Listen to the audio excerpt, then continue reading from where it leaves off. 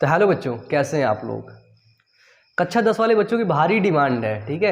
अगला चैप्टर लाओ, अगला चैप्टर लाओ। भाई साहब, चैप्टर 13 चैप्टर तुम लोग ना बहुत अच्छे तरीके से पढ़ चुके हो, ठीक है। 13 चैप्टर्स के सभी वीडियोस आपको चैनल की प्लेलिस्ट पर अपलोड है, ठीक है।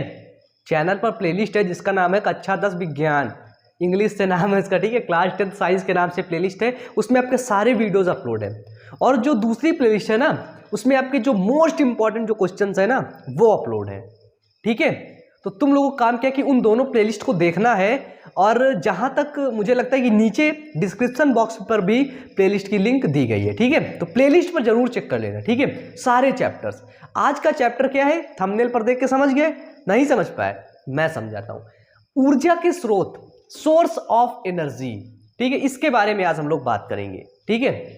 कक्षा 10 वाले बच्चे बड़े प्यारे होते हैं ना, बड़े भोले बच्चे होते हैं, लेकिन तुम लोग बहुत खतरनाक होते हो, है ना।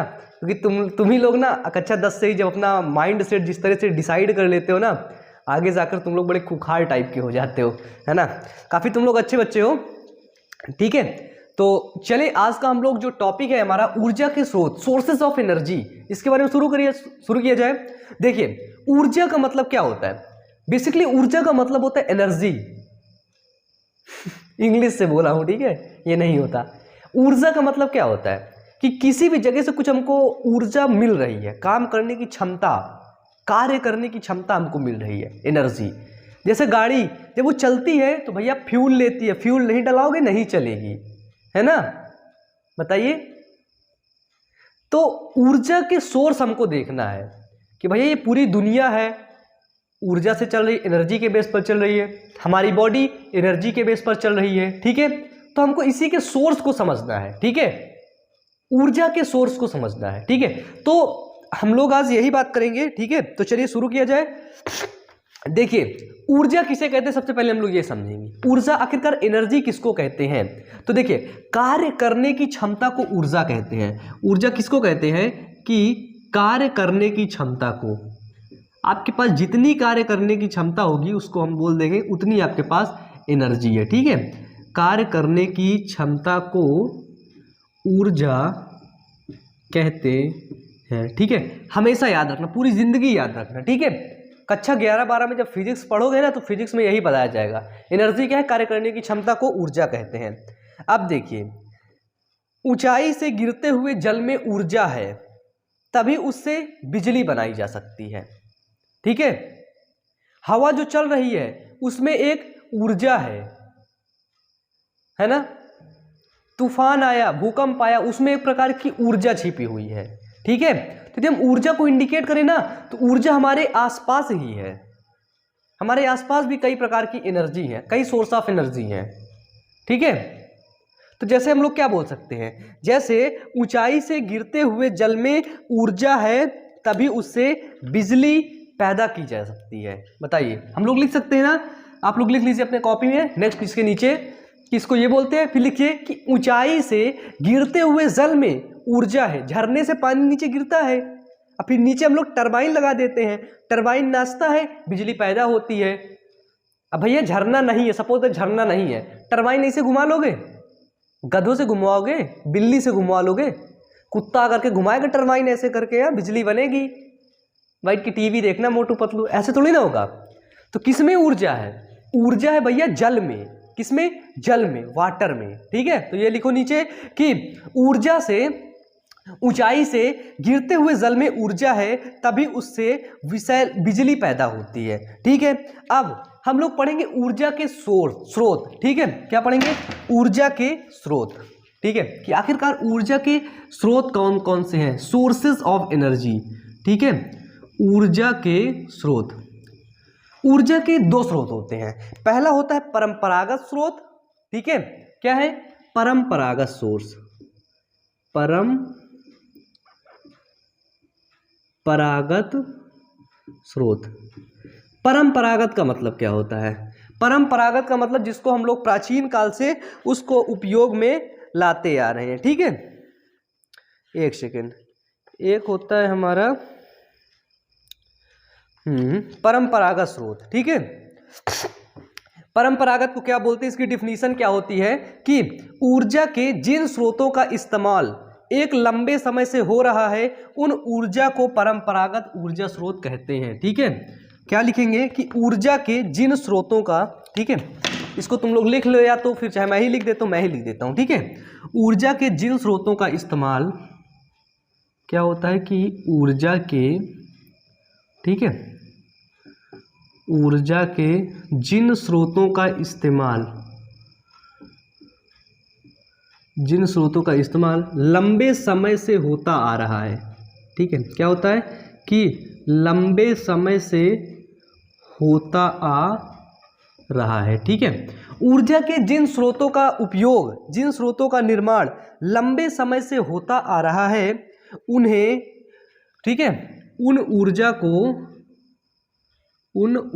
को परंपरागत ऊर्जा का स्रोत कहते हैं। ठीक है, परंपरागत ऊर्जा का स्रोत कहते हैं। परंपरागत समझ गए ना, परंपरागत मतलब जो तुम लोगों के चाचा लोग प्रयोग कर रहे थे ना जिस चीज के बारे में, है ना, बहुत पुराने चाचा, नहीं तुम्हारे चाचा तो यही जमाने के होंगे ना, उसके और पुराने चाचा के चाचा के चाचा, बहुत पुराने वाले चाचा, ठीक है, वो लोग जब उस चीज का उपयोग कर रहे थे ना उसके बारे में। जैसे अच्छा ये बताओ, प्राचीन काल में सिलेंडर में लोग खाना बनाते थे। सभ्यता तुम लोग पढ़ रहे होगे क्लास 10 में, सिंधु घाटी की सभ्यता पढ़े ना, बहुत मतलब फेवरेट टॉपिक था मेरा, सिंधु घाटी की सभ्यता। इलाहाबाद कोचिंग करने गया था, उधर ही से सिंधु घाटी पढ़ के आया था और कुछ नहीं पढ़ा था, सिंधु घाटी पढ़ के आया था।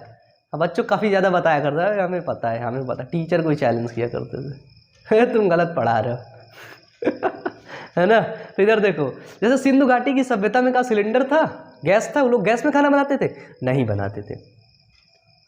किस में बनाते? लकड़ी में। अब अभी भी देखोगे सिंधु घाटी की सभ्यता कितनी पुरानी है, बहुत बहुत बहुत पुरानी है।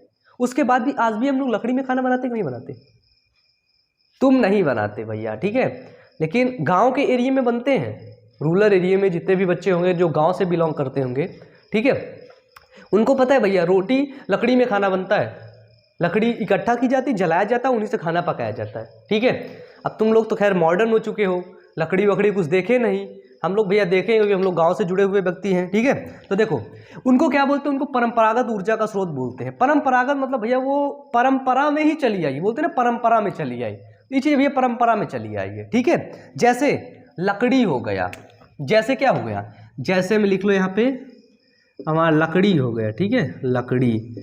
फिर कोयला हो गया, कोयला का उपयोग भी बहुत दिन से लोग करते आ रहे हैं, लकड़ी, कोयला। पवन ऊर्जा हो गया, ठीक है, पवन ऊर्जा का उपयोग मैं तो बताऊं तुम लोगों को, जब सबसे पहले नाव चलती थी ना, नाव, तो नाव में तुम कभी ऐसी नाव देखे हो?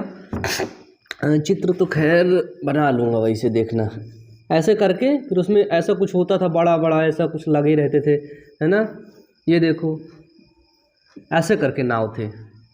अब फिर यहाँ कुछ व्यक्ति देखो ऐसे पंटर लोग बैठे रहते थे, बेवड़े रहते थे, दुष्ट लोग, है ना, ये जुड़ा रहता है। ठीक है, ये देखो, जिस दिशा में हवा चला करती थी उस दिशा में इसको घुमा देते थे, जैसे इस दिशा में चल रही थी इस दिशा में घुमा देंगे तो नाव उधर एक दिशा में भाग चलेगी, है ना, ऐसे। तो आखिरकार ये क्या है? पवन ऊर्जा से ही तो काम किया जा रहा है, परंपरागत है कि नहीं? उन्हें पता है कि भैया हवा इस डायरेक्शन से इस डायरेक्शन जाएगी, यदि तुमको यहाँ से वहाँ जाना है तो वो कहे नाव की दिशा में ऐसे कर दो, नाव ऑटोमेटिक चल देगी। ठीक है, ये हुआ। इसके बाद अब हम लोग जैसे परंपरागत में आ गए, हमारा पेट्रोलियम हो गया, कि हम लोग पेट्रोलियम जब से हमको पता चला है हम उसका इस्तेमाल लगातार करते आ रहे हैं आदि। ये सब क्या है? हमारे परंपरागत ऊर्जा के स्रोत हैं। ठीक है, ये हमारे सोर्स ऑफ एनर्जी हैं। ठीक है, क्या है? सोर्स ऑफ एनर्जी है। नेक्स्ट हम लोग एक चीज का नाम जानते हैं, फॉसिल फ्यूल। क्या बोलते हैं? फॉसिल फ्यूल, जिसको बोलते हैं हम लोग जीवाश्म ईंधन, जीवाश्म ईंधन। ठीक है, जिसको हम लोग बोलते हैं फॉसिल फ्यूल, हिंदी में ऐसे बोलेंगे फॉसिल फ्यूल। फॉसिल फ्यूल का मतलब क्या होता है? जीवाश्म ईंधन। जीवाश्म, जीवाश्म, जीवाश्म मतलब जो ऐसा ईंधन जो जीवों से प्राप्त हुआ, जीवाश्मों से प्राप्त किया गया ईंधन को हम लोग जीवाश्म ईंधन बोलते हैं, फॉसिल फ्यूल बोलते हैं।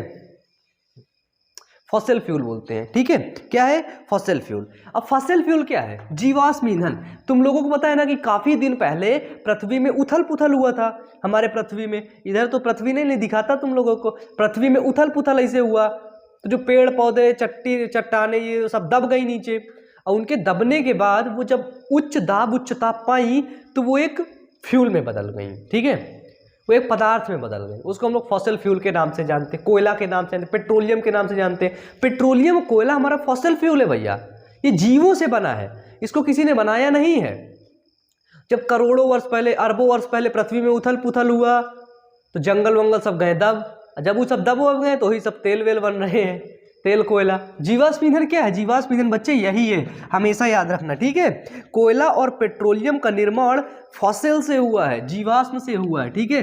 तुम लोग इसको बड़े उसमें से लिखो, बड़े मतलब है ना अच्छे तरीके से, कि कोयला और, इसको समझो, जितना जल्दी समझ लोगे अच्छा है। कोयला और पेट्रोलियम का निर्माण, कोयला और पेट्रोलियम का निर्माण जीवाश्म से हुआ है, यानी कि फॉसिल से हुआ है, ठीक है, जीवाश्म से हुआ है। इस समय पेट्रोल पता है 105 रुपये लीटर है, सोचो। वास्तव में इसे महंगा होना चाहिए, कम से कम 500 रुपया लीटर होना चाहिए। क्यों होना चाहिए? क्योंकि ये भाई साहब जीवों से प्राप्त हुआ है, ठीक है। तो 105 हम कम है, अगर हम होते तो इसको 500 कर देते, अच्छा रहता, तुम लोग गाड़ी भी ना चला पाते। ऐसे मजाक कर रहे हैं, ठीक है। चलो देखो, कोयला और पेट्रोलियम का निर्माण फॉसिल से हुआ है, जीवाश्म से हुआ है, इसीलिए इसे जीवाश्म ईंधन कहते हैं। कक्षा 10 में हो, अच्छे बच्चे हो, ठीक है। तो इसको तुम लोग बढ़ा चढ़ा के कितना भी लिख सकते हो, जहां तक अगर वो होगा तो हम लोग PDF तुम लोगों को इसका प्रोवाइड करवा देंगे, ठीक है। चलिए नेक्स्ट आता है कि करोड़ों वर्ष पहले जो बायोमास दलदल में दब गया था उससे कोयला बना। कोयला कैसे बना? अगर पूछ लिया जाए भैया कोयला कैसे बन गया, ठीक है, कोयला का निर्माण कैसे हो गया, तो क्या बोलोगे कि करोड़ों वर्ष पहले जो बायोमास, ठीक है, लिख देते हैं, करोड़ों वर्ष पहले, करोड़ों वर्ष पहले जो बायोमास, जो बायोमास, ठीक है, बहुत अभी नहीं, बहुत समय के पहले, करोड़ों वर्ष पहले जो बायोमास दलदल में दब गया था। क्या हुआ था? कि वो दलदल में दब गया था, मतलब पृथ्वी में उथल पुथल हुआ था। ऐसे ही जब उथल पुथल होगा तभी वो दबेगा, बिना उथल पुथल हुए दबेगा नहीं, ठीक है। तो करोड़ों वर्ष पहले जो बायोमास दलदल में दब गया था, उससे कोयला का निर्माण हुआ, ठीक है, याद रखना, इंपॉर्टेंट पॉइंट। कोयला का निर्माण कैसे हुआ, ठीक है। अब पूछ लोगे बड़े प्यार से कि पेट्रोलियम का निर्माण कैसे हुआ, कि तो देखो, करोड़ों वर्ष पहले जो बायोमास समुद्र की तली में दब गया था, ठीक है, किसकी तली में? समुद्र की तली में, याद रखना, करोड़ों वर्ष पहले जो बायोमास, ठीक है, जो बायोमास समुद्र की तली में दब गया था, समुद्र की तली में दब गया था, उससे पेट्रोलियम का निर्माण हुआ, ठीक है, उससे पेट्रोलियम का निर्माण हुआ। बताओ, कोयला का निर्माण, पेट्रोलियम का निर्माण बता सकते हो कि नहीं? बताइए, सही बच्चे बताएं, कोयला का निर्माण कैसे हुआ, पेट्रोलियम का निर्माण कैसे हुआ, बता सकते हो तुम लोग? चलो देख लो यहाँ पे, इसको पता है, नोट्स बना के तुम लोग लिखते रहो अपने मन से।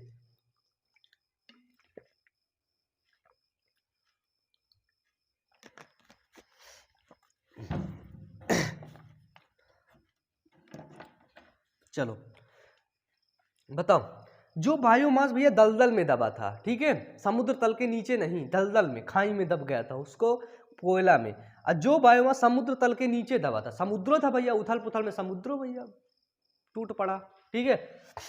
तो उससे क्या हुआ? उससे पेट्रोलियम का निर्माण हुआ। बहुत फीवर आ रहा है, ठीक है, लेकिन अब किस तरह पढ़ाया जा रहा है, ठीक है। चलो नेक्स्ट आता है कि सबसे ज्यादा इस्तेमाल किसको किया जाता है?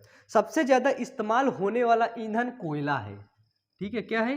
कोयला है, याद रखना। देखो ये देखो, चाचा आ गए तुम लोगों के, इधर भी है अड़वे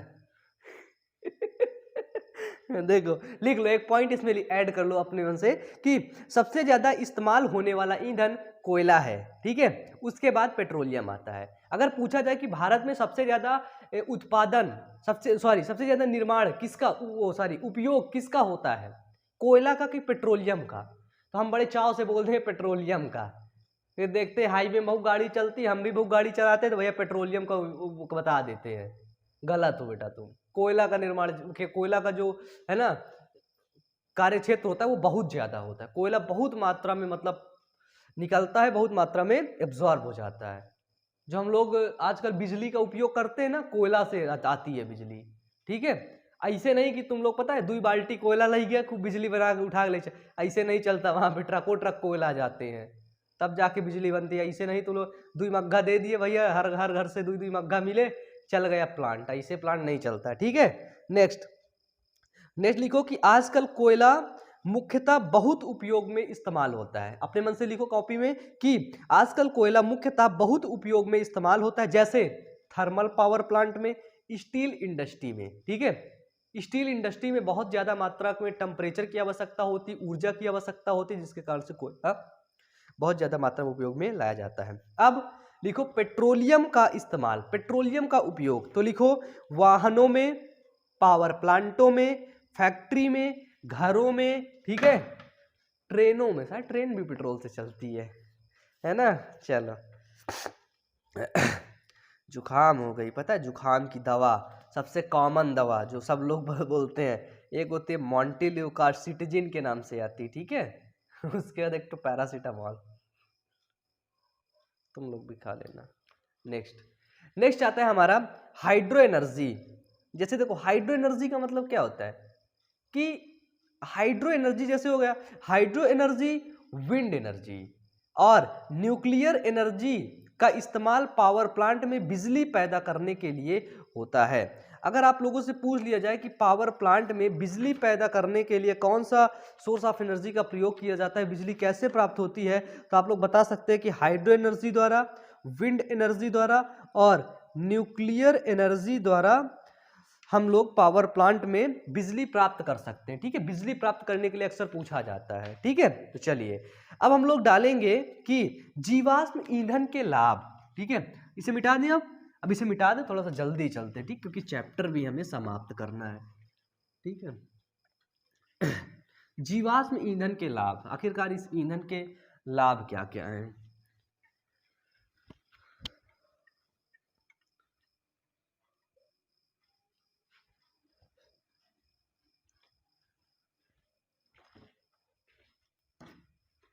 जो जीवाश्म ईंधन है हमारा, फॉसिल फ्यूल है, इसके लाभ क्या हैं, ठीक है। देखो जीवाश्म ईंधन के लाभ, तो देखो जीवाश्म ईंधन का सबसे पहला लाभ है कि हमको आसानी से उपलब्ध हो जाता है। इसके लिए हमें इतने ज्यादा मेहनत, इतना ज्यादा एफर्ट्स नहीं करने पड़ते हैं, ठीक है। ये क्या होता है, ये हमको आसानी से उपलब्ध होता है, ठीक है। जो जीवाश्म ईंधन होता है हमको आसानी से उपलब्ध होता है ना, ज्यादा परेशान होने की बच्चे जरूरत नहीं होती, आसानी से उपलब्ध हो जाता है, ठीक है। नेक्स्ट आता है कि जो जीवाश्म ईंधन होता है इसका प्रयोग करना आसान होता है, जीवाश्म ईंधन का प्रयोग करना आसान होता है, काफी आसान होता है, आसान नहीं काफी आसान होता है। नेक्स्ट आता है कि जो जीवाश्म होता है वो लगभग सस्ता होता है, ठीक है। फॉसिल फ्यूल क्या होता है, वो लगभग सस्ता होता है, ठीक है। नेक्स्ट जैसे आ गया हम लोगों का, ये हो गए हमारे लाभ, ठीक है। अब ये भी देख लो, किसी चीज का लाभ होगा तो किसी चीज का हानि होगी। जैसे कोई लोग अच्छे होते हैं, ठीक है, तो वो बुरे भी होते हैं, जो बुरे होते हैं वो कहीं ना कहीं अच्छे भी होते हैं। जैसे हम बुरे हैं, ठीक है, लेकिन कहूँ ना कहूँ थोड़ा सा अच्छे हैं, इतने अच्छे हैं, ठीक है। चलो नेक्स्ट हेडिंग है जीवाश्म ईंधन से हानि, ठीक है, तो इसकी हानि भी सुन लो भैया, ठीक है। जीवाश्म ईंधन से हानि, इनको कलर पेन से लिखा करो, ठीक है, बिल्कुल सजा सजा के, ताकि पढ़ने में जब बाद में रिवीजन करने जाओ ना, इन सारी चीजों को अच्छे से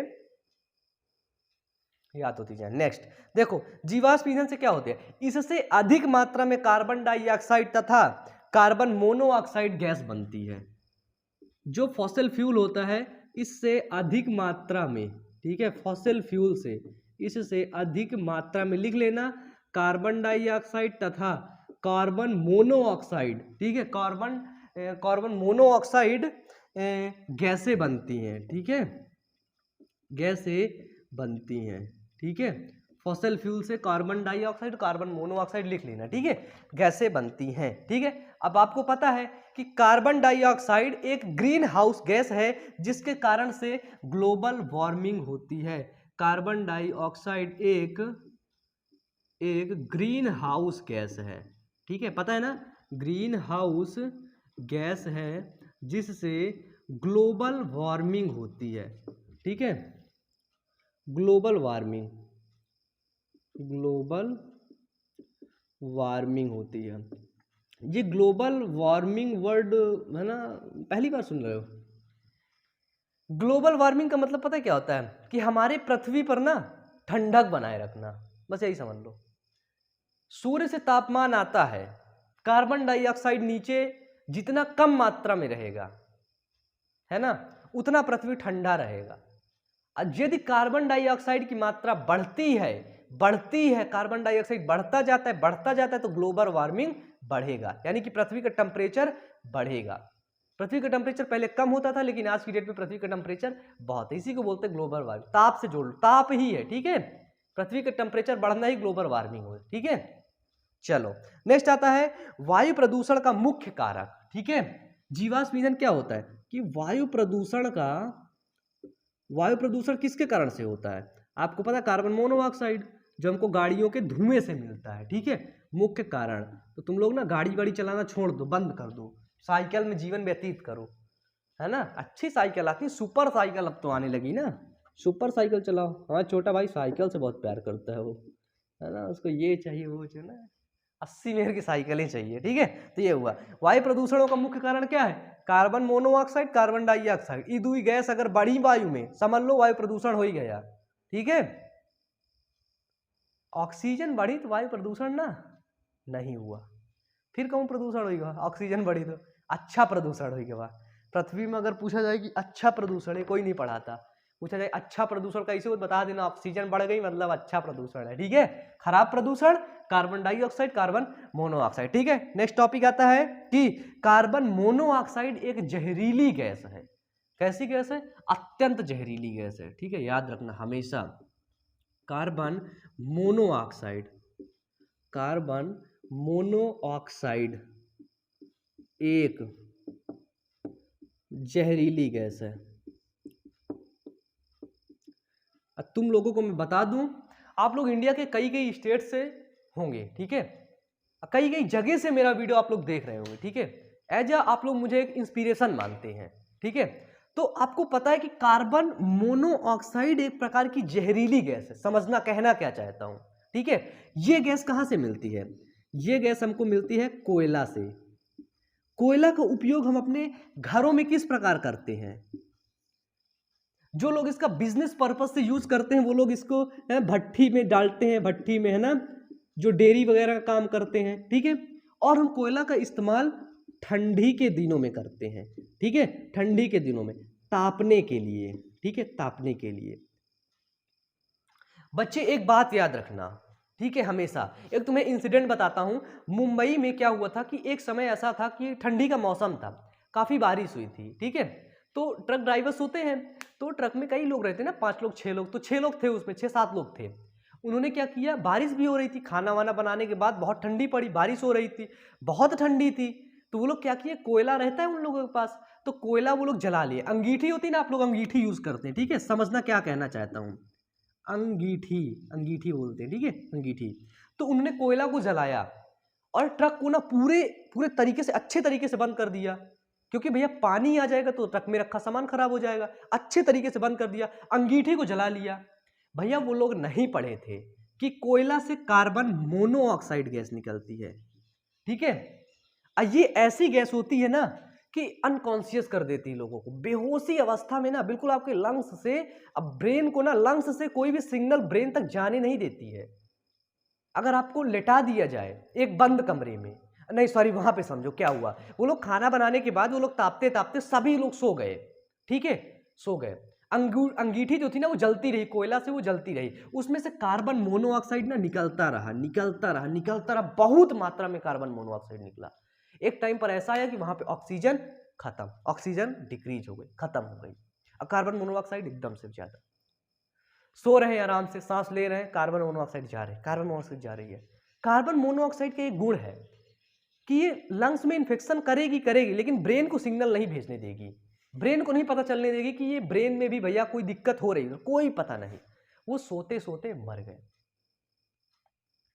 जब बाद में देखा गया, सुबह देखा गया कि भाई ये कई दिन से खड़ा है, 2 दिन 3 दिन से खड़ा ही खड़ा है, भाई कोई आगे कुछ बढ़ा है, बढ़ ही नहीं रहा ये। जब उसमें देखे तो देखे मरे निकले। अगर वो लोग अंगीठी जलाए नहीं होते कोयले से, या तो उसको बंद करके सोते, तो शायद वो लोग नहीं मरते। उनको नहीं पता था। अब हम लोग क्या करते हैं बेसिकली ठंडी के दिनों में क्या करते हैं, बहुत ठंडी है बहुत ठंडी है, खैर बाहर के एरिया में तो लोग अब एजुकेट हो चुके हैं ना, ब्लोअर वगैरह आता है वो लोग जलाते हैं, है ना। काफ़ी बच्चे जो स्टैंडर्ड घर से होंगे वो लोग ब्लोअर जलाते हैं, लेकिन कुछ जो बच्चे मेरे हैं वो रूरल एरिया से बिलोंग करते हैं, ठीक है। आप लोग ठीक है भारत के कई राज्य से देख रहे होंगे, है ना, तो आप लोग रूरल एरिया से होंगे, कुछ बच्चे गांव के एरिया से होंगे। तो वहाँ पे क्या होता है, बहुत ठंडी में क्या होता है कि लोग जला लेते हैं तापने वगैरह के लिए, है ना। तो ऐसा बच्चे नहीं करना है, ठीक है, कि हमने कोयला को जला लिया, कमरे में रख दिया, कमरा बिल्कुल बंद कर लिया। इससे बिल्कुल लोग आसानी से मर जाते हैं, उसको पता भी नहीं चलता कि मैं मर जाऊंगा, ठीक है। तो ऐसा कभी भी गलती मत करना, ठीक है। ये बात छीनी तो मैं तुम लोगों को बता दिया, ये गलती बच्चे आप लोग कभी नहीं करेंगे और लोगों को बताएंगे इसके बारे में, ठीक है। ये कोयला को जला करके सोया नहीं जाता है, क्योंकि उससे कार्बन मोनोऑक्साइड गैस निकलती है जो अत्यंत विषैली होती है, ठीक है। बताओगे ना तुम लोग, मुझे यकीन है बच्चे तुम लोग बताओगे, सभी बच्चों को बताओगे, ठीक है। चलिए नेक्स्ट टॉपिक है हमारा अम्ल वर्षा, एसिड रेन, ठीक है। क्या है नेक्स्ट टॉपिक है हमारा, एसिड रेन, अम्ल वर्षा। आप लोग बहुत अच्छे बच्चे यार, मुझे विश्वास है तुम लोगों पर, ठीक है। अम्ल वर्षा, एसिड रेन, तुम लोगों को बताना चाहेंगे जो हमारा दूसरा चैनल है ना, बायो अमन मोटिवेशन, उस चैनल पर हम लोग बहुत ढेर सारे मोटिवेशनल वीडियोस को लेकर के आते हैं, ठीक है। उसमें बहुत अच्छे अच्छे कंटेंट हम लोग लेकर के आते हैं, तो तुम लोग उस चैनल पर जा करके उन वीडियोस को देखना, ठीक है। यदि आपको कोई भी दिक्कत हो रही है ना, पर्सनली बायोमन से बात करनी है, तो इंस्टाग्राम आईडी पे तुम लोग मैसेज कर सकते हो, ठीक है। इंस्टाग्राम आईडी पे सभी बच्चे मैसेज कर सकते हैं जिनको कोई दिक्कत है तो, ठीक है। इंस्टाग्राम की आईडी की जो लिंक है वो नीचे डिस्क्रिप्शन बॉक्स पे दी गई हुई, चेक कर लेना, ठीक है। चलो, एसिड रेन का मतलब क्या होता है, रेन का मतलब वर्षा, एसिड का मतलब अम्ल, अम्ल है ना, अम्ल मतलब अम्ल की बारिश हो रही है, अम्ल की बारिश होना ही एसिड रेन कहलाता है, साफ से कोई दिक्कत नहीं। देखो क्या बोलेंगे, जीवाश्म ईंधन के जलने से, जीवाश्म ईंधन के जलने से क्या होता है समझना, एसिड रेन जीवाश्म ईंधन के पास, ठीक है, जीवाश्म ईंधन के जलने से, जब जीवाश्म ईंधन जलता है, जीवाश्म ईंधन के जलने से कौन सी गैसें निकलती हैं, जीवाश्म ईंधन के जलने से जैसे हमारी निकली नाइट्रोजन। तो क्या होता है, जब जीवाश्म ईंधन को हम लोग जलाते हैं तो नाइट्रोजन, कार्बन, है ना, नाइट्रोजन, कार्बन और सल्फर के ऑक्साइड बनते हैं, और सल्फर के ऑक्साइड बनते हैं, ठीक है। जब जीवाश्म ईंधन को हम लोग जलाते हैं, जब हम लोग कोयला को जलाते हैं, पेट्रोलियम को जलाते हैं, तो नाइट्रोजन हो गया, कार्बन हो गया, सल्फर हो गया, इसके ऑक्साइड बनते हैं, और यह ऑक्साइड वर्षा के जल के साथ मिलकर अम्लीय वर्षा बनाते हैं, ठीक है। और क्या करते हैं, और यह ऑक्साइड हम यहाँ पे लिख सकते हैं कि, और यह ऑक्साइड वर्षा के जल के साथ मिलकर, और यह ऑक्साइड वर्षा के जल के साथ मिलकर अम्लीय वर्षा बनाते हैं, अम्लीय वर्षा बनाते हैं, ठीक है।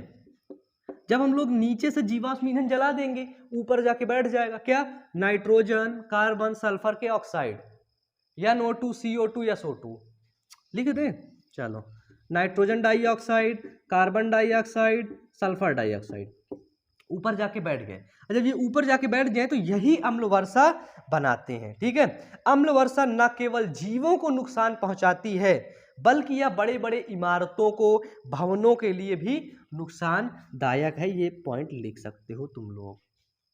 ताजमहल है अपन लोगों का, ताजमहल, ताजमहल का रंग जो है ना पीला पड़ने लगा है। क्यों पड़ रहा है? क्योंकि उसमें एसिड रेन हो रही, जो रेन हो रही ना उसमें ये ऑक्साइड के कण हैं, एसिड रेन है, इसी के कारण। और एक इंडस्ट्री हमारी चलती मथुरा के पास, कोई एग्जैक्ट इंडस्ट्री का तो नाम नहीं याद है मुझे, वो इंडस्ट्री में जो धुआं निकलता है ना उसी के कारण से ताजमहल पर इफेक्ट पड़ रहा है। ठीक है, तो आप लोग इसमें लिख सकते हैं कि अम्लीय वर्षा न केवल जीवों को नुकसान पहुंचाती है, वो इमारतों को, भवनों को और बहुत चीजों पर अपना गहरा प्रभाव डालती है। अम्ल वर्षा पता है तुम लोग बहुत नुकसान करती है। ठीक है, इसीलिए कहते हैं ना पहली बारिश जब होती है ना तब नहीं नहाना चाहिए। ठीक है, क्या होता है, पाप होता है, बोलते हैं ना। देखो भैया, पहले के लोगों को पता था, पहले के लोगों को ये पता था कि ये जो लड़का है ना, ये लड़के, ये लोग किसी चीज को मानने वाले नहीं है। ठीक है, ये किसी भी चीज को नहीं मानने वाले हैं। तो जब ये किसी भी चीज को नहीं मानने वाले हैं तो इनको एक चीज से जोड़ दिया जाए और वो चीज है हमारी धर्म। ठीक है, इनको धर्म से जोड़ दिया जाए, इनको बता दिया जाए भैया इसको करोगे तो पाप होता है। ठीक है, जब लोग समझ जाते हैं कि इसको करने से पाप होता है तो वो लोग नहीं करते हैं। ठीक है, चलो आगे देखा जाए। चलिए अब हम लोग आगे देखेंगे कि तापीय विद्युत संयंत्र। तो देखो यहाँ पर हम लोग बात कर रहे हैं तापीय विद्युत संयंत्र के बारे में। तापीय विद्युत संयंत्र यानी कि थर्मल पावर प्लांट। थोड़ा सा मैं इंक डाल लेता हूँ अपने मार्कर में। ठीक है, और देखिए मैं अपने सभी बच्चों से यही बताना चाहता हूँ कि तुम लोग सोर्स ऑफ एनर्जी देख रहे हो। ठीक है, इस चैप्टर्स के अलावा भी मैंने कई चैप्टर्स पढ़ा दिए हैं। ठीक है, और वो सारे चैप्टर्स के वीडियो आपको चैनल की प्लेलिस्ट पर देखने को मिलेंगे। ठीक है, तो तुम लोग चैनल की प्लेलिस्ट पर जाकर के सारे वीडियोस को देखो एग्जाम से पहले। मैं कहता हूँ 2 बार वीडियोस को देखो, सारा कॉन्सेप्ट क्लियर हो जाएगा तुम लोगों को। ठीक है, चलो अब हम लोग पढ़ेंगे तापीय विद्युत संयंत्र के बारे में। ठीक है, थर्मल पावर प्लांट के बारे में। तापीय विद्युत संयंत्र, तापीय मतलब ताप से, विद्युत मतलब विद्युत संयंत्र मतलब बनाना। ताप से विद्युत को बनाना कैसे बनाते देख लेते हैं कि इससे ताप ऊर्जा को, तापीय विद्युत संयंत्र में क्या किया जाता है कि देखना, इससे ताप ऊर्जा को विद्युत ऊर्जा में बदला जाता है। इस विधि से, इस टेक्निक से ताप ऊर्जा को, किस ऊर्जा को, ताप ऊर्जा को विद्युत ऊर्जा में, हीट एनर्जी को इलेक्ट्रिकल एनर्जी में बदला जाता है। ज्यादातर थर्मल पावर प्लांट में कोयला का इस्तेमाल किया जाता है। अब भैया 1-2 बाल्टी में कोयला नहीं चलेगा। थर्मल पावर प्लांट कैसे होते हैं बता दें, ऐसे लगे होते हैं बड़े बड़े प्लांट। ठीक है, थर्मल पावर प्लांट, बड़ी बड़ी इंडस्ट्री होती है ना, बड़े बड़े लोग होते हैं वहाँ पे। ठीक है, तो समझ लो थर्मल पावर प्लांट में क्या होता है। ठीक है, अब देखो ईंधन के आखिरकार ये कैसे प्राप्त होता है, हीट एनर्जी से हमको इलेक्ट्रिकल एनर्जी कैसे प्राप्त करती है।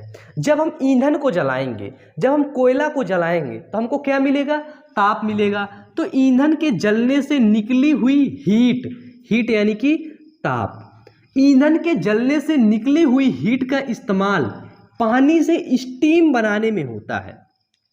जब हम कोयला जलाएंगे तो हीट निकलेगी, ताप निकलेगी, और उस ताप से हम पानी को गर्म करेंगे। अब पानी को गर्म करेंगे तो पानी से भाप बनेगी, पानी से स्टीम बनेगी। समझो कैसे, कॉन्सेप्ट क्लियर करो एक एक चीज। ईंधन के जलने से निकली हुई हीट का इस्तेमाल पानी से, ठीक है, पानी से स्टीम बनाने में किया जाता है। फिर इस स्टीम से टरबाइन को चलाया जाता है। समझ आया ना, इसी स्टीम से टरबाइन को चलाया जाता है जिससे बिजली बनती। अब भैया बेसिकली हमें पता है कि जब टरबाइन घूमेगा, टरबाइन नाचेगा तो बिजली बनेगी। हमको किसी भी तरह करके टरबाइन को नचाना है। हम बस पूरी जिंदगी ना हम लोग यही सोचते आ रहे हैं कि टरबाइन कैसे नाचेगा। टरबाइन क्या है, तुम लोगों को जब मैं विद्युत का चैप्टर पढ़ा रहा था ना, वहां पे बताया था ना विद्युत मोटर, विद्युत संयंत्र, जैव जनित्र के बारे में, वही सब फिर टरबाइन है। ठीक है, तो टरबाइन को किस प्रकार घुमाया जाता है? पहले हीट को निकाला जाता है, हीट को पानी में प्रोड्यूस किया जाता है, फिर वो पानी से भाप बनता है, उस भाप से टरबाइन चलता है, जब जाके बिजली बनती है। ये हुआ हमारा तापीय विद्युत संयंत्र थर्मल पावर प्लांट के बारे में। ठीक है, अब इसमें तुम आधा पेज बना बना करके लिख सकते हो। ठीक है, जो तुम्हारे दिमाग में आए। अब नेक्स्ट आता है हमारा, नेक्स्ट है हमारा जल विद्युत संयंत्र, hydro power plant. Hydro power plant, जल विद्युत संयंत्र। जल मतलब जल से, विद्युत मतलब विद्युत, संयंत्र मतलब बनाना। जल से विद्युत को बनाना ही जल विद्युत संयंत्र कहलाता है। जैसे देखिए इसमें क्या होता है कि इसमें बहते हुए पानी की काइनेटिक एनर्जी को इलेक्ट्रिकल एनर्जी में बदला जाता है। काइनेटिक एनर्जी को इलेक्ट्रिकल एनर्जी में। अब ये बताओ, कोई व्यक्ति दौड़ रहा है, तुम लोग दौड़ रहे हो बहुत तेजी से, मैं तो दौड़ने नहीं जाता है ना, तुम लोग दौड़ने जाते हो। जब तुम दौड़ने वाली अवस्था में होते हो उसको क्या बोलते हैं? तुम क्या कर रहे हो? गति कर रहे हो ना। काइनेटिक एनर्जी मतलब क्या हुई? गतिज ऊर्जा हुई, गति वाली अवस्था। कार चलती, बाइक चलती, क्या होता है? गति होती ना। तो जब कार चलती, बाइक चलती, गतिज होता है ना, गति होती है। तो बहते हुए पानी में क्या है? पानी जब भैया से बह रहा है, ऐसे देखो करके बहता है, बहता है नहीं है ना, बड़ा मतलब उसकी आवाज बिल्कुल ना बड़ी प्यारी होती है। ठीक है, कभी समुद्र झील के पास में जाके बैठो, सुनो पानी की आवाज, क्या गजब की। ठीक है, तो देखो काइनेटिक एनर्जी को इलेक्ट्रिकल एनर्जी में, गतिज ऊर्जा को इलेक्ट्रिकल एनर्जी में बदल दिया जाता है। किसमें? हाइड्रो पावर प्लांट में। ठीक है, हाइड्रो पावर प्लांट में। अब यहां पे समझो कि तेजी से बहते हुए पानी से, जब तेजी से बहता हुआ पानी आएगा, पानी तेजी से बहता हुआ चल चल के आएगा, तो क्या होगा? वो टरबाइन से टकराएगा, फिर टरबाइन नाचेगा, टरबाइन चलेगा, जिससे बिजली बनती है। ठीक है, तेजी से बहते हुए पानी में क्या होता है? पानी सॉरी बॉटल में। ठीक है, तो देखो तेजी से बहते हुए पानी से टरबाइन चलता है, जिससे बिजली बनती है। ठीक है, जब पानी गति करेगा, ठीक है, तो उसी चीज से जाके टकराएगा, और वो जब उससे टकराएगा तो बिजली बनेगी, निश्चित रूप से बनेगी। ठीक है, अब हम लोगों का टॉपिक आता है गोबर गैस प्लांट। ठीक है, गोबर गैस प्लांट तुम लोग बहुत सुने होंगे। ठीक है, ये प्लांट बड़ा मशहूर प्लांट है ना। तो देखो अब हम लोग बात करेंगे गोबर गैस प्लांट के बारे में। ठीक है, किसके बारे में? गोबर गैस प्लांट के बारे में, यानी कि बायोगैस प्लांट के बारे में। ठीक है, गोबर गैस प्लांट, जिसको हम लोग बायोगैस प्लांट के नाम से भी जानते हैं। और बता दें आप लोगों को, कक्षा 10 वाले बच्चे, ये आपके बोर्ड के पॉइंट ऑफ व्यू से ना मोस्ट इंपॉर्टेंट क्वेश्चन है। ठीक है, बोर्ड एग्जाम देने जाओगे ना, ये मोस्ट इंपॉर्टेंट क्वेश्चन है, अक्सर पूछे जाते हैं। अब भैया जब इसमें से कोई चीजें नहीं पूछी जाती हैं, बाई चांस, अगर बाई चांस कोई चीजें नहीं पूछी जाती है, तो इसमें से ऑब्जेक्टिव जरूर पूछा जाता है, बहुविकल्पी जरूर पूछा जाता है, 2 नंबर का तो हर हाल में पूछा जाता है। ठीक है, तो बहुत अच्छे तरीके से समझाऊंगा तुमको गोबर गैस प्लांट के बारे में। ठीक है, अब जल्दी से फटाक से सभी बच्चे वीडियो को लाइक करेंगे। ठीक है, चलिए देखते हैं गोबर गैस प्लांट क्या होता है। एक प्लांट होता है, प्लांट का मतलब पौधा नहीं, प्लांट का मतलब इंडस्ट्री होती है।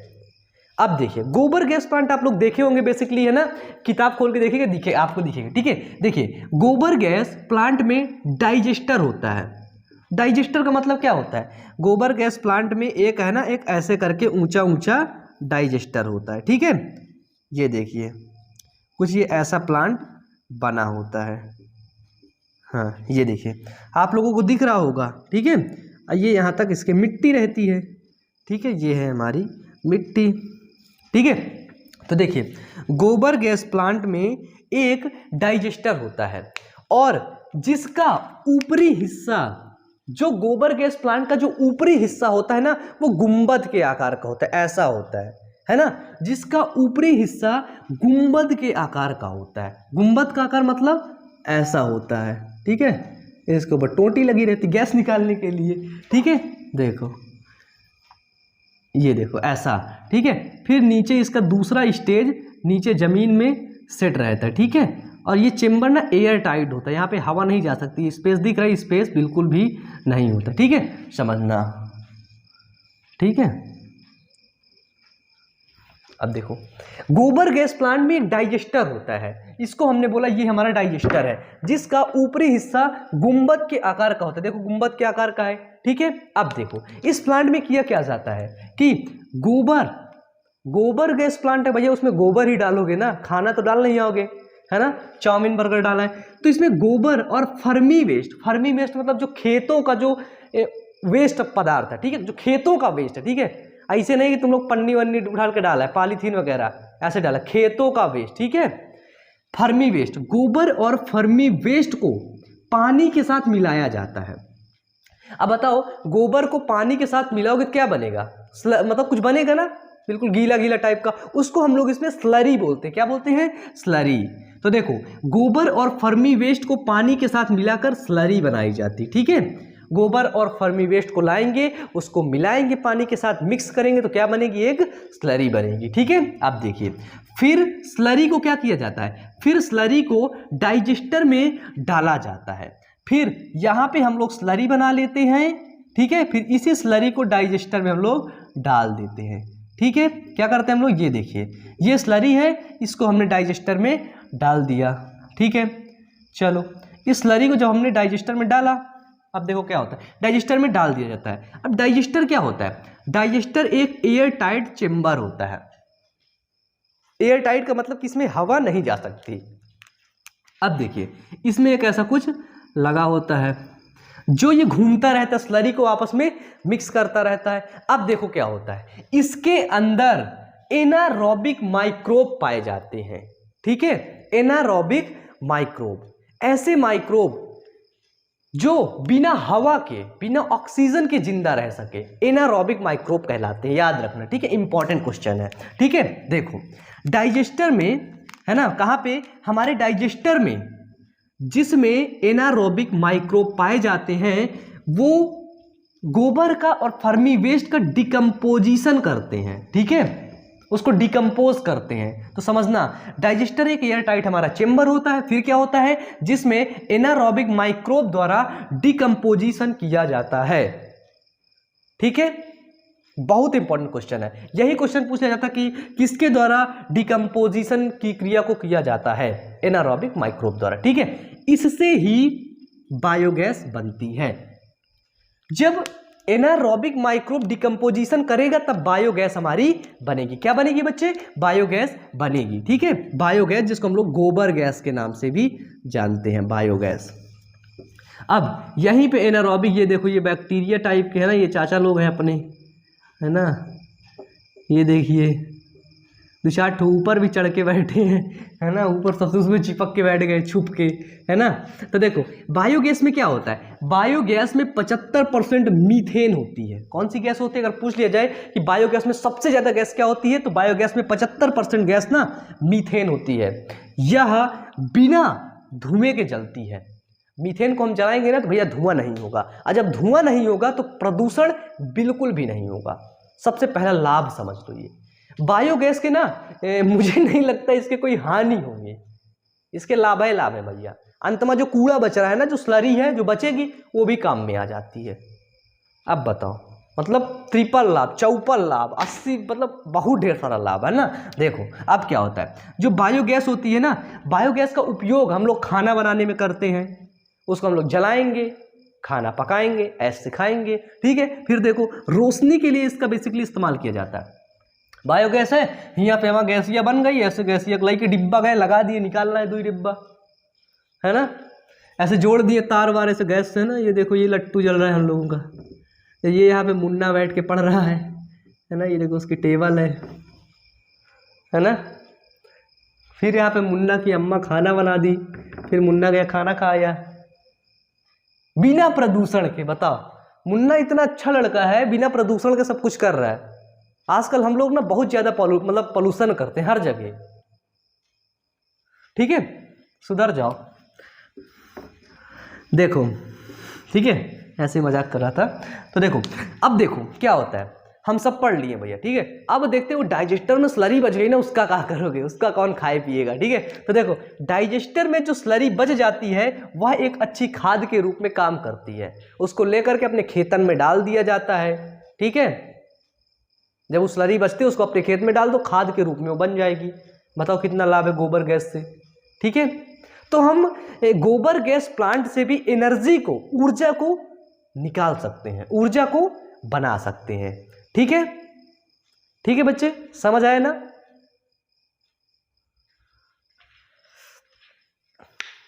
तो चलो यहां पे आप लोग देख रहे हैं, अब हम लोग पढ़ेंगे पवन ऊर्जा के बारे में।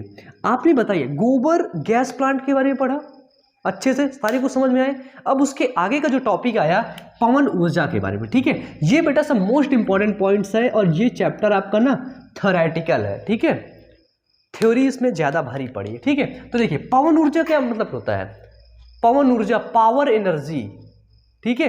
क्या मतलब होता है power energy, sorry wind energy, अरे गलती हो गई, विंड एनर्जी। पवन मतलब वायु बोल सकते हैं हम, ठीक है, वायु ऊर्जा, ठीक है। अब देखिए पवन ऊर्जा का इस्तेमाल कई वर्षों से होता आ रहा है। अब जब कई वर्षों से होता आ रहा है तो ये परंपरागत ऊर्जा का स्रोत है, ठीक है बच्चे। चलिए अब देखिए पहले पवन ऊर्जा का इस्तेमाल किस प्रकार से किया जाता है ना, कि पहले पवन ऊर्जा का जो इस्तेमाल होगा वो किस प्रकार से किया जाता है। तो हमें पता है कि जो विंड पावर है, ठीक है, विंड पावर, पवन ऊर्जा, ठीक है, विंड पावर का इस्तेमाल पहले के जमाने में आरा मिल में प्रयोग किया जाता था, इसके बाद आटा चक्की में, इसके बाद पानी खींचने के लिए पहले के जमाने में पवन ऊर्जा का इस्तेमाल किया जाता था। पंचक्की लगाई जाती थी ना, बड़ी बड़ी पंचक्की होती थी ना, फिर वो घूमा करती थी, नीचे आटा पीसा जाता था, है ना, ऐसे उसका इस्तेमाल किया जाता था। अब देखिए आजकल पवन ऊर्जा का इस्तेमाल बिजली बनाने में किया जाता है। पवन ऊर्जा से जब पवन चक्की घूमती है तो उसी से टरबाइन को सेट कर दिया जाता है, पवन चक्की भी घूमेगी, नीचे आकर के टरबाइन भी घूमेगा, बिजली बनेगी, ठीक है। तो आज हम पवन ऊर्जा का इस्तेमाल बिजली बनाने में करते हैं, याद रखना, ठीक है। यानी कि पवन ऊर्जा से बिजली बनाने में जर्मनी सबसे आगे है। जो जर्मनी है ना पवन ऊर्जा से बिजली बनाने में ना सबसे आगे, टॉप पर है, टॉप क्लास का है। हम लोग कौन सी क्लास के हैं, हम लोग निम्न क्लास से हैं, है ना। कैसे हम लोग बहुत पीछे हैं, हम लोग पता है कौन सी पीछे हैं, एक नंबर से पीछे हैं। भारत में जो तमिलनाडु है ना, भारत में तमिलनाडु, वहां पर भी पवन ऊर्जा का काफी मात्रा में इस्तेमाल किया जाता है, ठीक है, वहां पर भी काफी मात्रा में इस्तेमाल किया जाता है। अब देखिए अगला टॉपिक आता है ऊर्जा के गैर परंपरागत स्रोत, ठीक है। ऊर्जा के गैर परंपरागत स्रोत क्या होता है कि इसका इस्तेमाल हाल ही में शुरू किया गया है। गैर परंपरागत स्रोत का मतलब कि जिनका इस्तेमाल प्राचीन काल में नहीं अभी से शुरू किया गया है, ठीक है, गैर परंपरागत, ठीक है, समझ लेना। इसका इस्तेमाल हाल ही में शुरू किया गया है, अभी उनका उपयोग करना काफी महंगा साबित हो रहा है। जो गैर परंपरागत स्रोत है ना उसका अभी के समय में यूज करना, उपयोग करना काफी महंगा साबित हो रहा है, ठीक है। जैसे एग्जाम्पल सोलर ऊर्जा, सोलर एनर्जी, सौर ऊर्जा हमको मिलती है। सभी बच्चों को पता है जो सोलर कुकर आते हैं काफी महंगे होते हैं, काफी बच्चों ने देखा तक नहीं होगा, है ना। जो सोलर पैनल आते हैं काफी महंगे होते हैं, है ना। तो ये सारी चीजें भी काफी महंगी हैं और जो चीजें महंगी हैं वो अभी मतलब महंगे होने की वजह से हम लोग नहीं परचेज कर पाते हैं, ठीक है। देखिए सूर्य ऊर्जा का अहम स्रोत एवं भंडार है, इसको हम 2 पॉइंट में लिख सकते हैं। पहला सूर्य ऊर्जा का अहम स्रोत है, सूर्य ऊर्जा का विशाल भंडार है, 2 पॉइंट लिख दिए ना। दिमाग लगाओगे ना किसी भी चीज में आगे निकल जाओगे, ठीक है बच्चे। चलो नेक्स्ट आता है कि सूर्य से तब तक ऊर्जा मिलती रहेगी, ठीक है, तब तक ऊर्जा मिलती रहेगी जब तक सोलर सिस्टम रहेगा। सोलर सिस्टम लगभग हमेशा रहेगा, तो सूर्य से एनर्जी हम लोग लगातार लेते रहेंगे, सूर्य से एनर्जी लगातार हम लोग कंज्यूम करते रहेंगे, ठीक है। अब देखिए नेक्स्ट आया कि सोलर ऊर्जा कभी खत्म नहीं होगी। सोलर ऊर्जा भैया कभी नहीं खत्म होगी, ठीक है। हाइड्रोजन से हीलियम बनता है, फिर हीलियम से हाइड्रोजन, हाइड्रोजन से हीलियम, ऐसे करके बनता जाता है, अभी बताएंगे कैसे बनता है, ठीक है। सोलर ऊर्जा कभी खत्म नहीं होगी। हमको पता है और ऊर्जा से हमको प्रदूषण होता है, लेकिन सोलर ऊर्जा से बच्चे ना प्रदूषण नहीं होता है, इससे कोई भी प्रदूषण नहीं होता है। ठीक है, आप लोग सिंसियर बच्चे, बहुत अच्छे बच्चे हो ना, बोर नहीं होने को। ठीक है, पढ़ते समय बच्चे बोर नहीं होते, पानी जाकर के पी लो। ठीक है, तो सूर्य ऊर्जा से कोई भी प्रदूषण नहीं होता है, पहला पॉइंट बन गया। सेकंड लिखोगे कि सूर्य के प्रकाश से पौधे अपना भोजन बना लेते हैं। सोचो, 2-4 तो पत्ती हम लोगों के ऐसे ऐसे सेट होती है ना, खड़े होकर कहीं भोजन बना लेते, इधर उधर खाने का काम ही ना रहता, ये खाना वो खाना, देश का लड़कियां और ख़ास तौर पर ये खाती वो खाती, पता नहीं क्या क्या खाती हैं, है ना।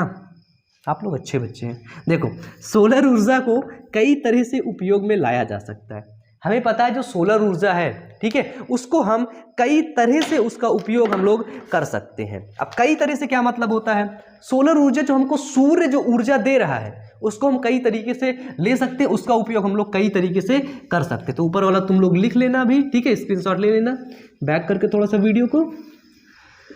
इसके बाद यहाँ पे सोलर एनर्जी के बारे में थोड़ा सा मैं तुम लोगों को बता दूँ। ठीक है, चलो, पहला हो गया हमारा सोलर कुकर के रूप में। ठीक है, किसके रूप में, सोलर कुकर के रूप में। पहला सोलर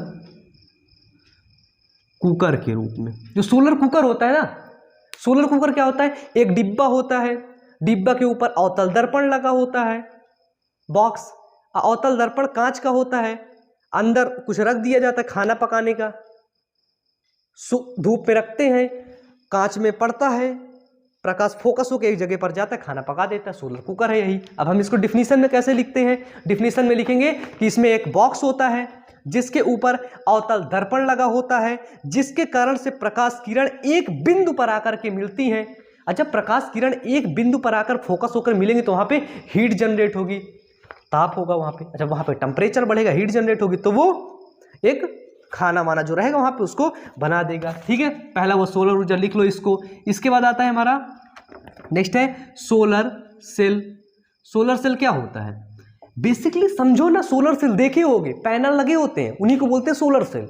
लिखेंगे डिफिनीशन में कैसे कि सोलर पैनल, क्या लिखेंगे, सोलर पैनल सोलर ऊर्जा को, सोलर जो सेल होते हैं ना वो सौर ऊर्जा को, जो सौर ऊर्जा आती है ना, सौर ऊर्जा को विद्युत ऊर्जा में बदलते हैं, सौर ऊर्जा को विद्युत ऊर्जा में बदलते हैं। ठीक है, उसमें क्या होता है, सौर ऊर्जा को विद्युत ऊर्जा में बदलते हैं। ठीक है, इसे बैटरी में स्टोर किया जाता है। सबसे अच्छी बात सोलर सेल की कि इसे क्या किया जाता है, इसे बैटरी में स्टोर किया जाता है।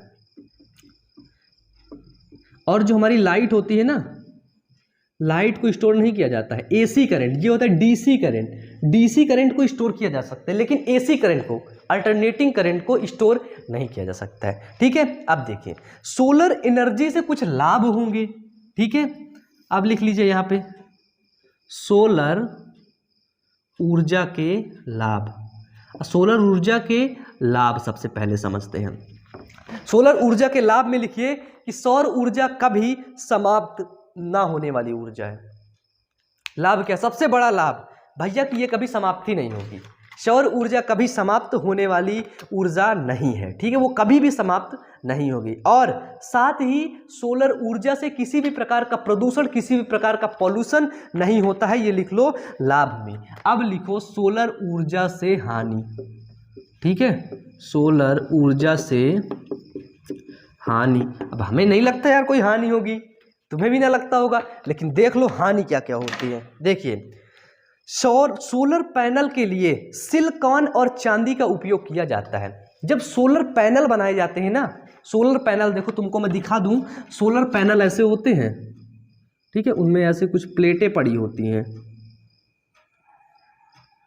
ये 2 तार निकली होती हैं, ये हुआ हमारे जैसे सोलर पैनल। सोलर पैनल में क्या होता है, सिलिकॉन और चांदी। ठीक है, सोलर पैनल में बच्चे सिलिकॉन और चांदी का उपयोग किया जाता है, सिलिकॉन और चांदी से बनाया जाता है, जिसके कारण से सिलिकॉन और चांदी काफ़ी महंगी चीज़ें हैं। जब ये महंगी हैं तो इनका उपयोग महंगा होगा। सोलर पैनल बनाने के लिए सिलिकॉन और चांदी का इस्तेमाल किया जाता है, जो बहुत महंगे होते हैं। और जब ये बहुत महंगे होंगे तो ये काफ़ी कम इस्तेमाल किए जाएंगे, है ना, काफ़ी कम इस्तेमाल किए जाएंगे। जब ये चीज़ें काफ़ी महंगी होंगी ना तो इनका इस्तेमाल काफ़ी कम होगा। नेक्स्ट लिखिए कि इसे केवल दिन के वक्त ही उपयोग में लाया जा सकता है, सबसे बड़ी हानि।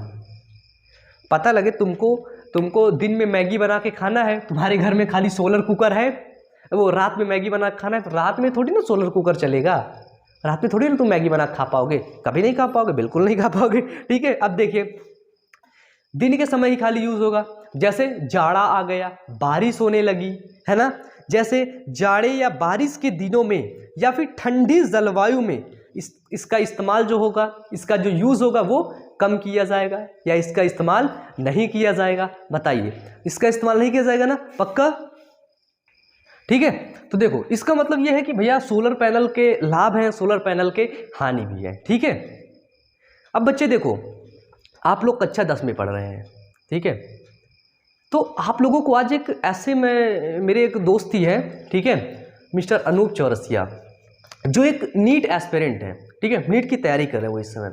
तो अभी थोड़ा सा उनसे मिलाना चाहूँगा, क्योंकि वो मेरे काफ़ी अच्छे से कई दिनों से दोस्त रहे हैं, है ना, कई सालों से दोस्ती चल रही है ना। तो इसका मतलब ये कहीं ना कहीं मैं बहुत अच्छे से, बहुत गहराई से आपस में हम दोनों लोगों को जानते हैं, ठीक है। और जहाँ तक मैं देखा हूँ कि काफ़ी पढ़ने में काफ़ी ठीक ठाक मतलब हैं, 2-3 अटेम्प्ट दे चुके हैं। अब इस बार फाइनली लग रहा है कि हो जाएगा सिलेक्शन पक्का, ठीक है। अब देखिए उनके दिक्कत का सामना क्यों करना पड़ा, उनसे थोड़ा सा बात करेंगे। तो अनूप सर थोड़ा आप आएंगे? तो देखिए सबसे पहले आप लोग बड़े प्यार से बात करिएगा, एक सेकेंड, ठीक है। सर देखिए हमारे बच्चे कक्षा 10 वाले हैं और काफ़ी सिंसियर बच्चे हैं और काफ़ी अच्छे बच्चे हैं। तो सर आप कक्षा 10 वाले बच्चों को क्या बताना चाहेंगे? इंडियन का जो यूथ है, इंडिया का यूथ है कक्षा 10, आपको पता है कि कक्षा 10 से ही, है ना। देखिए मैं कहना चाहता हूँ कि मतलब आप लोग अभी 10th में हैं, तो आप लोगों को अभी से अपने फ्यूचर के बारे में सोचना चाहिए। आपको अभी से निर्धारित करना चाहिए आगे आप क्या करना चाहते हैं। आपको मेडिकल या इंजीनियरिंग जिस लाइन में जाना है आपको अभी से समझना चाहिए। क्योंकि अगर आप सोच रहे हैं कि हम अभी बहुत टाइम बाकी 11th में सोचेंगे, 12th में सोचेंगे, हमारे पास बहुत टाइम है, तो अब बहुत लेट हो चुका होगा, तब आपको बहुत प्रॉब्लम होगी। तो आप भीड़ का हिस्सा ना बनिए, आप थोड़ा मतलब हट के काम करिए। अभी से अपना समझ लीजिएगा आपको किधर जाना है, क्या करना है आगे फ्यूचर में, क्योंकि आप जितना लेट करेंगे उतना आपको प्रॉब्लम होगी बाद में। बिल्कुल सही कह रहे हैं सर। जैसे मैं ये कहना चाहूँगा कि जो बच्चे क्लास 11th में होते हैं, 12th में होते हैं, तभी वो बच्चे अपना फ्यूचर डिसाइड करते हैं कि भैया 12 में पहुँच के अब हमें क्या करना है।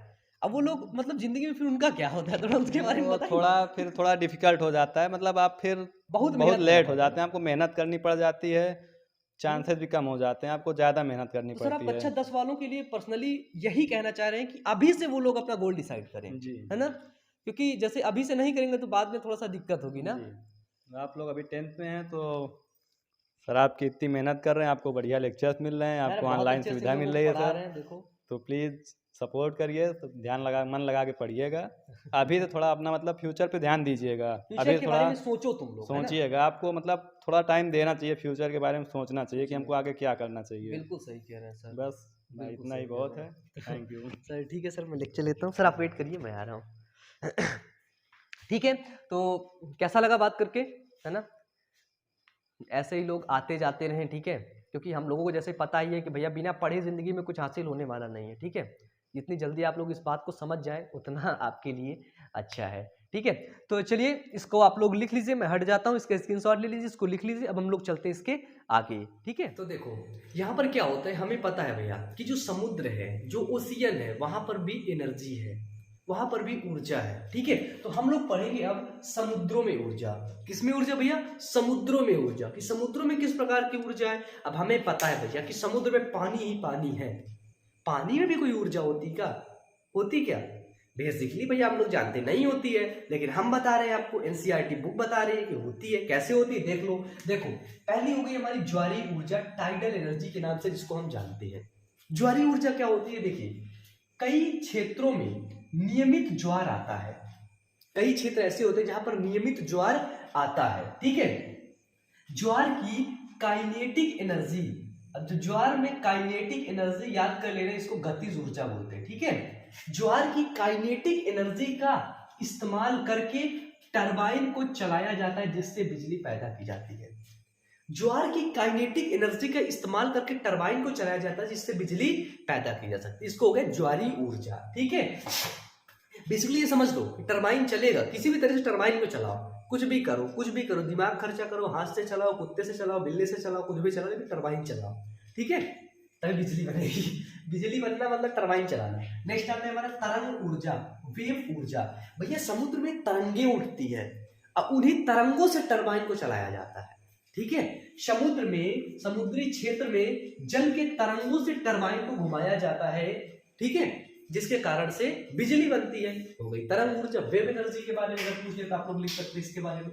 नेक्स्ट आता है महासागरीय तापीय ऊर्जा, ओशियन थर्मल एनर्जी। महासागरीय तापीय ऊर्जा, ओशियन थर्मल एनर्जी क्या होती है?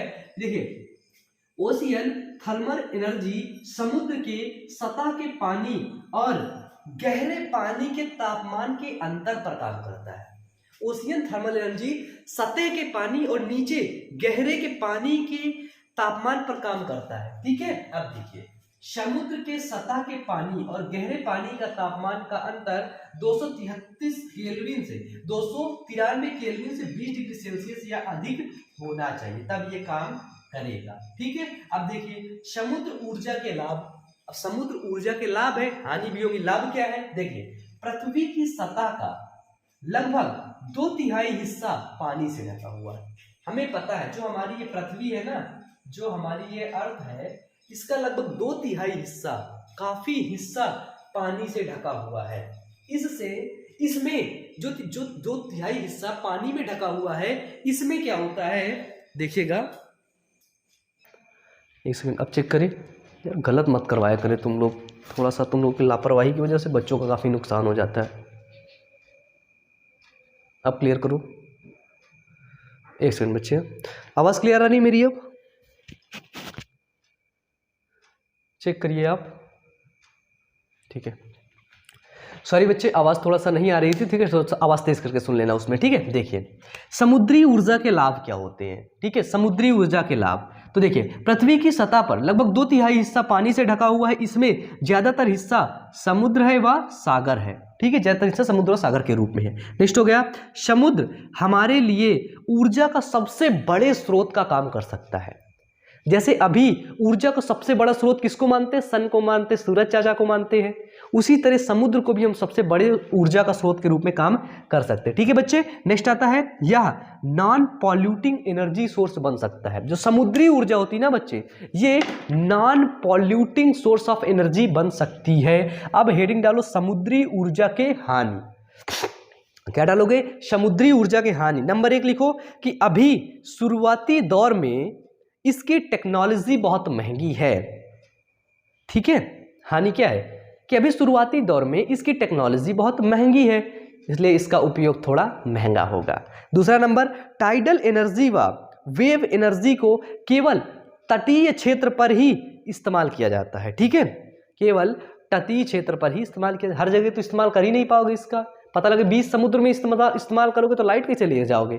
करंट में मार देगा तुमका, है ना। केवल तट पर, किनारों पर इस्तेमाल किया जा सकता है। नेक्स्ट आता है कि इसमें जब हम लोग करते हैं समुद्री एनर्जी को, ठीक है, इसके कारण से समुद्री जीव जैसे फ्लोरा हो गया, कोना हो गया, ब्रैकेट में लिख लो फ्लोरा और कोना। ठीक है, इसके कारण से समुद्री जीव को नुकसान पहुंच सकता है। ठीक है, इसके कारण से जो समुद्री जीव होते हैं उनको नुकसान पहुंचता है। ठीक है बच्चे, ठीक है, यहां तक क्लियर है। अब हम लोग पढ़ेंगे भूतापीय ऊर्जा के बारे में। ठीक है, तो अब आप लोग इसका स्क्रीनशॉट ले लो। अब हम लोग देखते हैं इसके आगे का। चलिए बच्चों, यहाँ पर अब हम लोग पढ़ेंगे भूतापीय ऊर्जा। ठीक है, और बस इसके जस्ट आगे वाले टॉपिक के बाद हम लोगों का ये जो लेक्चर है ये खत्म हो जाएगा। ठीक है, तो देखिए भूतापीय ऊर्जा क्या होता है।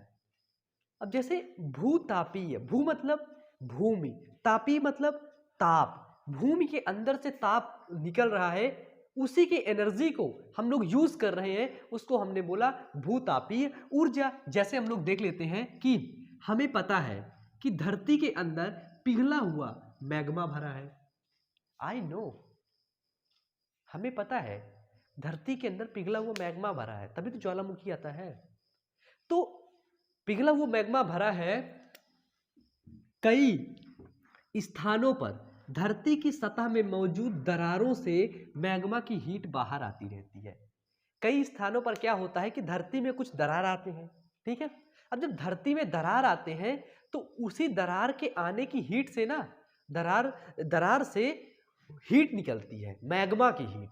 जब वो मैग्मा की हीट बाहर निकलती है तो इस हीट की ऊर्जा के स्रोत की तरह इस्तेमाल किया जाता है। इस हीट को हम लोग समझते हैं भैया ये सोर्स ऑफ एनर्जी है, ये ऊर्जा का स्रोत है, ठीक है। कई स्थानों पर धरती के अंदर की हीट का इस्तेमाल करके बिजली बनाई जाती है, ठीक है। कई स्थानों पर बच्चे, है ना, धरती के अंदर से इस हीट को इस्तेमाल करके बिजली बनाई जाती है, ठीक है। अब जैसे आज जियोथर्मल एनर्जी का इस्तेमाल करने में न्यूजीलैंड और अमेरिका अग्रणी देश है। इसको हम लोग बोलते हैं जियोथर्मल एनर्जी, ठीक है। भूतापीय ऊर्जा को हम लोग बोलते हैं जियोथर्मल एनर्जी। जियोथर्मल एनर्जी का उपयोग के लिए बच्चे न्यूजीलैंड और अमेरिका आज सबसे आगे हैं, सबसे टॉप पर है, ठीक है। यहां तक समझ में आया? तो सभी बच्चे इसका स्क्रीनशॉट लिखेंगे और अपनी कॉपी में नोट डाउन करेंगे। चलिए बच्चों, अब हम यहाँ पे आगे बात करेंगे नाभिकीय ऊर्जा के बारे में, न्यूक्लियर एनर्जी के बारे में। देखिए जो सारी चीज़ें हैं ना, इनको आपको अपने कॉपी में नोट डाउन करना है, लिखना है बच्चे, ठीक है। चलिए, न्यूक्लियर एनर्जी क्या होती है, नाभिकीय ऊर्जा क्या होती है, समझिएगा कि परमाणु ऊर्जा न्यूक्लियर फिजन पर आधारित है। जो एटॉम एनर्जी है, परमाणु ऊर्जा है, वो किस पर आधारित है, न्यूक्लियर फ्यूजन पर, ठीक है, न्यूक्लियर फिजन पर, ठीक है। देखिए, जब किसी परमाणु के नाभिक को तोड़ने की प्रक्रिया को न्यूक्लियर फिजन कहते हैं।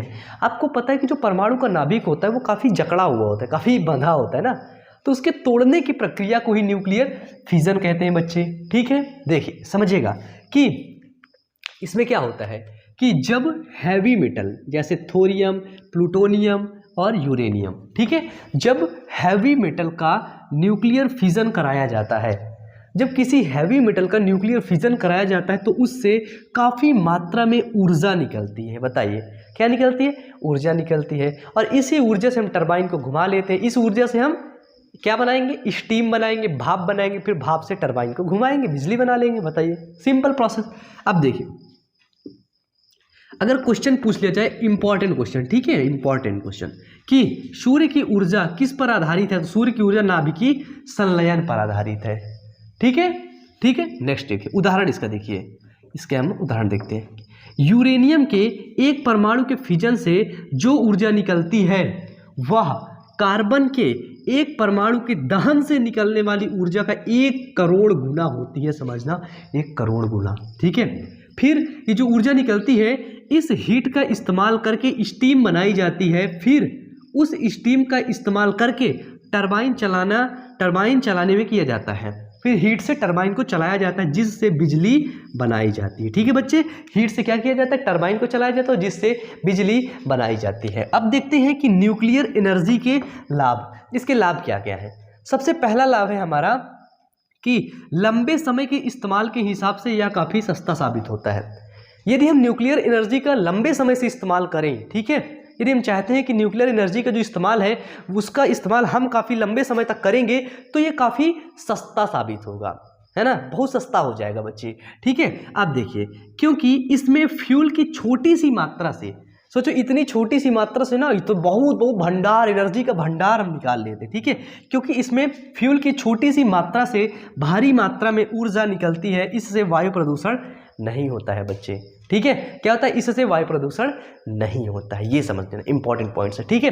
तो अभी तक आप लोग सभी बच्चे ना बायो अमन मोटिवेशन वाले चैनल पर नहीं गए हैं, ठीक है, तो तुम लोग बायो अमन मोटिवेशन के चैनल पर तुरंत जाओ, ढेर सारे मोटिवेशनल वीडियोस को देखो वहाँ पे, ठीक है। और उस चैनल को भी आप लोग सब्सक्राइब कर लो, उस चैनल को भी आप लोग ढेर सारा प्यार दो। अब आप लोगों की एक हेडिंग और बनेगी, न्यूक्लियर एनर्जी के नुकसान, ठीक है। हेडिंग चलो मेरे साथ बना लो, न्यूक्लियर एनर्जी के नुकसान, ठीक है। इसके नुकसान क्या क्या हो सकते हैं, इसके डिसएडवांटेज क्या क्या हो सकते हैं, इसके नुकसान हमको क्या क्या हो सकते हैं, ठीक है। तो अब सबसे पहले आप लोग नंबर 1 डालेंगे, ठीक है, यानी कि हेडिंग डालेंगे, इसको डालेंगे, फिर डालेंगे नंबर 1। नंबर 1 में लिखिए कि न्यूक्लियर फ्यूल पृथ्वी में बहुत कम मात्रा में उपलब्ध है, इसलिए यह बहुत महंगा है, नंबर 1। नंबर 2 में लिखिए कि न्यूक्लियर पावर प्लांट बनाने में बहुत खर्चा आता है, बहुत पैसों का खर्चा आता है, ठीक है। तीसरा नंबर लिखिए कि न्यूक्लियर पावर प्लांट में हमेशा रेडिएशन की लीक होने का खतरा बना रहता है, लीक होने पर बहुत बड़ा नुकसान होता है, बहुत भयंकर विनाश होता है, ठीक है। तीसरा नंबर। चौथा नंबर डालिए, इससे न केवल पर्यावरण को नुकसान पहुंचता है बल्कि मानव में उपस्थित जीन्स को भी नुकसान पहुंचता है, जिससे कई पीढ़ियां भी विकृति हो सकती हैं, ठीक है। न्यूक्लियर फिजन से जो रेडिएशन निकलता है वो मानव के जीन्स पर इफेक्ट डालता है, और जब कोई चीज जीन्स पर इफेक्ट डालेगी ना तो आने वाली जो अगली पीढ़ी होगी ना वो खराब हो जाएगी, डिफेक्ट हो जाएगी, ठीक है। तो यहाँ पे जो आपका टॉपिक था ऊर्जा के स्रोत, सोर्सेज ऑफ एनर्जी, ये चैप्टर आपका खत्म होता है। तो बच्चे, सभी बच्चे नीचे कमेंट बॉक्स में कमेंट करके बताएंगे, सभी बच्चे, मेरे सभी परिंदे बताएंगे, ठीक है ना। वायुमंडल के जो परिंदे हैं ना, आसमान में उड़ान भरने वाले परिंदे, सभी बच्चे कमेंट करके बताएंगे चैप्टर पढ़ करके तुम लोगों को कैसा लगा है, ठीक है बच्चे। बिल्कुल शिद्दत से पढ़ो, दिल से मेहनत करो, ठीक है, दिल से मेहनत करो किसी भी चीज़ को पाने के लिए, ठीक है। एग्रेसिव बनो किसी भी चीज़ को पाने के लिए, ठीक है। इसी जोश के साथ पढ़ते रहो, मेहनत करते रहो, किसी भी प्रकार की दिक्कत के लिए बायोमन तुम लोगों के साथ है। तो wish you all the best, thank you.